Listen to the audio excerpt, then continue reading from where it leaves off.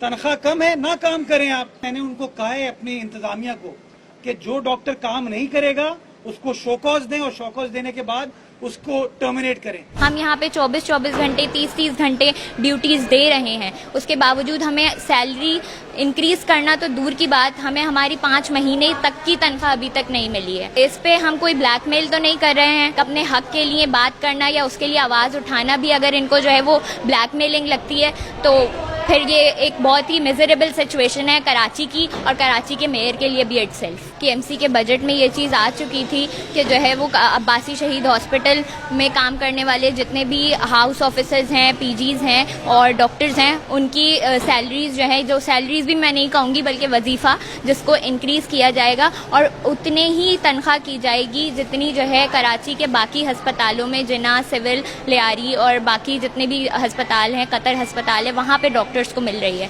उतनी ही सैलरी हमें भी दी जाएगी। पिछले महीने हमारी मीटिंग हुई थी मेयर से, तो उसमें मेयर ने हमें यकीन दिलाई गई थी कि मैंने आपकी तनख्वाह बढ़ा दी है। बजट में हिस्सा भी रख दिया, बजट में हिस्सा रखा भी था, दिखाया भी था।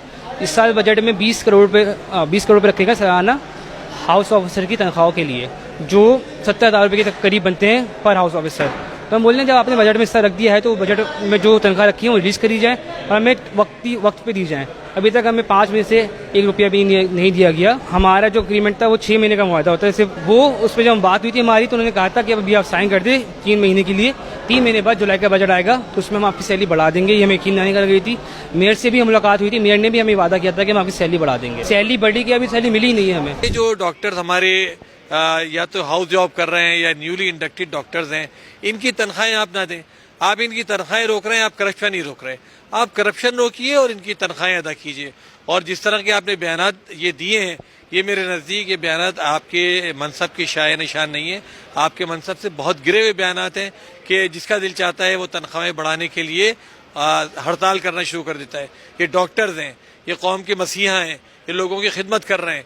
इनको आप ज़्यादा से ज़्यादा फैसिलिटीज़ फराहम कीजिए और ये जितना करप्शन के मारे हुए अफसरान आपके हैं जो फैसिलिटीज़ ये अवेल कर रहे हैं वो उनसे वापस लीजिए, इन लोगों को फैसिलिटेट कीजिए।